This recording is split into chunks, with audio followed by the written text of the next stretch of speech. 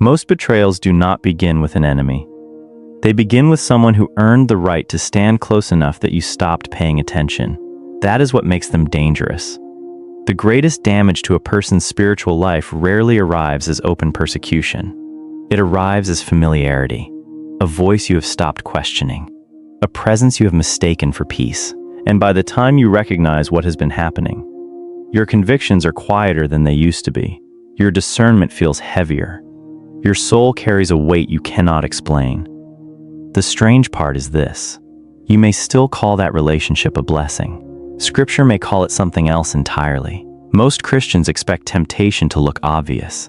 They expect darkness to announce itself. Yet Proverbs says the righteous choose their companions carefully because direction is often determined long before decisions are made, long before a public failure, long before a crisis of faith, long before anyone notices the change. It begins with the people whose voices become normal inside your mind. Few people notice that friendships rarely transform us through dramatic moments. They shape us through repetition, through ordinary conversations, through repeated reactions, through borrowed attitudes that slowly become our own. This changes the meaning completely. The question is no longer whether your friends are kind. The deeper question is whether their presence quietly moves your heart toward God, or gradually teaches it to settle somewhere else. Part 1. The friend who never carries silence. There is a type of friend who always has another person's story ready before the conversation has a chance to breathe. At first it feels harmless. They know everything. They hear everything. They seem unusually connected. They speak with confidence because information gives the appearance of intimacy. But the deeper issue is not what they know. It is why they need to know it. Gossip is rarely driven by curiosity alone. It is often an unconscious hunger to gain influence without earning trust. Every secret becomes social currency. Every private confession becomes another opportunity to remain interesting. This is where the illusion breaks. People who consistently reveal what others entrusted to them are quietly teaching you how they understand loyalty, not as a covenant, but as a negotiation. Perhaps you have experienced that uncomfortable moment when words spoken in confidence somehow returned through another voice, not distorted, not exaggerated, simply relocated into a room where they never belonged. The pain is not only exposure, it is recognition. You suddenly realize the betrayal did not happen in one conversation. It was a pattern you refused to name because acknowledging it would require changing a relationship you wanted to keep. Proverbs does not leave this uncertain. It warns that the one who betrays confidence should be avoided. That instruction feels severe until you understand what is truly being protected. The issue is not your reputation. It is your heart. A friendship built upon borrowed secrets slowly trains both people to believe that trust exists only until something more interesting appears.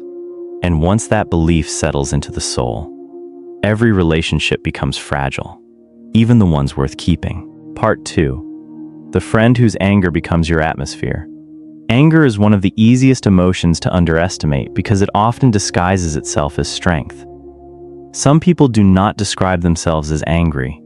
They describe themselves as honest, passionate, someone who simply sees what others refuse to see. And that is why this type of friendship can become difficult to recognize. The problem is not that a person becomes upset. Everyone does. The deeper issue is when anger becomes the lens through which they interpret everything around them. Every conversation becomes a conflict. Every disagreement becomes a personal attack. Every disappointment becomes proof that someone else is the problem. Few people notice how quickly this mindset spreads. You do not need to agree with someone's anger for it to influence you. You only need to stay close enough to hear it repeatedly. Scripture gives a warning that is more psychological than most people realize. Proverbs warns against walking closely with a hot-tempered person because you may learn their ways and become trapped by them. Notice what the warning does not say. It does not say you will suddenly become an angry person overnight. It describes something slower, something almost invisible, a gradual adjustment of your inner world, the conversations you have, the reactions you normalize, the way you begin to interpret people. Eventually, you may find yourself carrying battles that were never yours to fight. There is a strange moment when this type of friendship reveals itself. You spend time with someone, and afterward you do not feel restored. You feel prepared for war. You replay conversations. You remember offenses. You become suspicious of people who have never harmed you. Their conflict begins living inside your thoughts even when they are not present. This is where the illusion breaks. You thought you were simply listening to a friend, but over time, you were being trained by their perspective. A person's closest relationships always create an environment. Some environments produce patience. Others produce suspicion. Some make it easier to forgive. Others make resentment feel reasonable. The danger of an anger-driven friend is not only what they say, it is what they slowly make you believe is normal. A constant state of frustration can begin to feel like wisdom. A constant search for enemies can begin to feel like discernment. But Scripture separates the two. The wisdom of God does not require a person to ignore injustice. Jesus confronted hypocrisy. Jesus spoke truth, but he was never controlled by the emotions of the people around him. His conviction came from obedience, not reaction. That difference matters, because many people believe they are defending righteousness when they are actually being shaped by resentment. Part 3. The friend who supports you until you rise. Envy is one of the most difficult things to recognize because it rarely appears as hatred. It often appears as friendship. An envious person may celebrate your struggles because your weakness makes them feel secure. They may offer comfort when you fall because your failure removes comparison. But something changes when your life begins moving forward. When the prayer you waited years for is finally answered. When an opportunity appears. When God opens a door they are still standing in front of. The reaction reveals what words cannot hide. The strange part is that envy does not always attack. Sometimes it withdraws. Sometimes it becomes silence, a missing question, a forced smile, a sudden change of subject. The absence of joy can reveal what criticism never would, because a person who truly loves you is not threatened by the evidence of God's work in your life. Proverbs describes envy as something that damages from within. It does not destroy another person first. It corrupts the person carrying it. And when envy enters a friendship, love becomes conditional. You are accepted as long as you remain within an invisible boundary, successful enough to be admired, but never successful enough to create discomfort. Many people spend years trying to maintain friendships where they are only accepted in their smaller seasons. They confuse familiarity with loyalty. They confuse history with love. But history alone does not make a relationship healthy. Sometimes the person who has known you the longest is the person who struggles most when God begins changing you. This is the uncomfortable question. Are the people closest to you celebrating who God is making you become? Or are they most comfortable with the version of you that never challenged their own position? Part 4. The friend who makes your faith smaller. There is a type of friendship that does not attack your faith.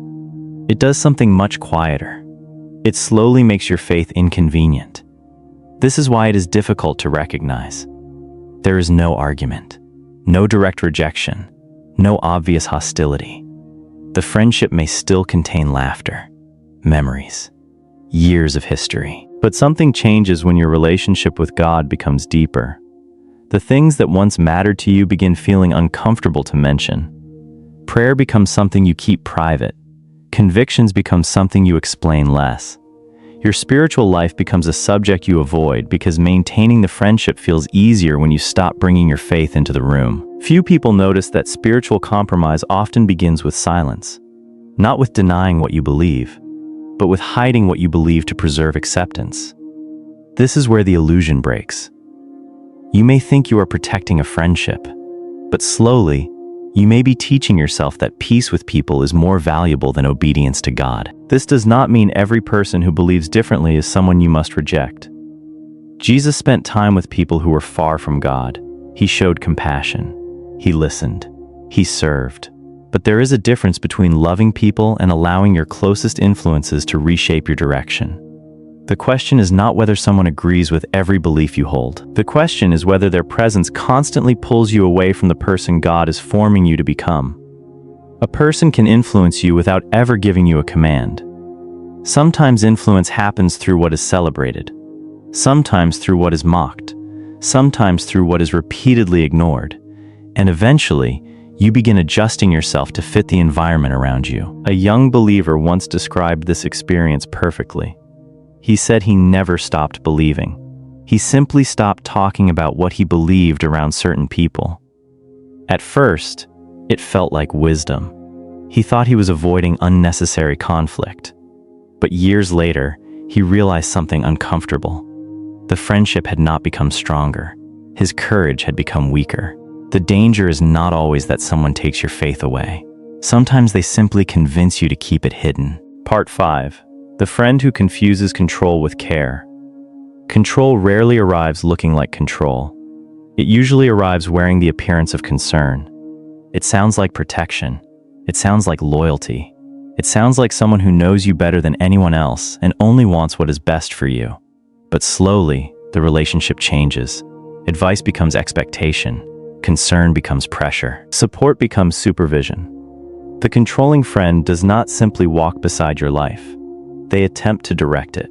They want access to every decision, every relationship, every opportunity. And when you choose differently, they make you feel as if your independence is a betrayal. The deeper issue is not that they have opinions. Everyone does.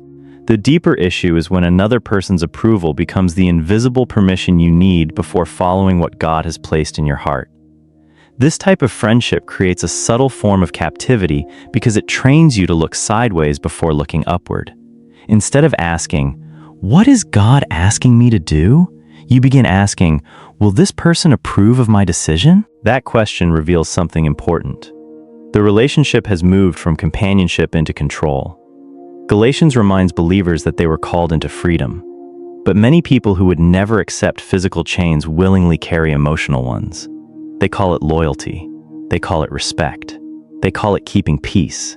But sometimes what looks like peace is simply the absence of courage. The most revealing moment comes when God leads you towards something that requires growth, a new responsibility, a new direction, a step of faith. A controlling person often becomes the loudest voice against it, not always because the path is wrong, sometimes because they cannot follow you into a place where they no longer have influence. And that is the question that exposes the relationship. Are they walking with you toward God's purpose? Or are they only comfortable when they can control your position beside them?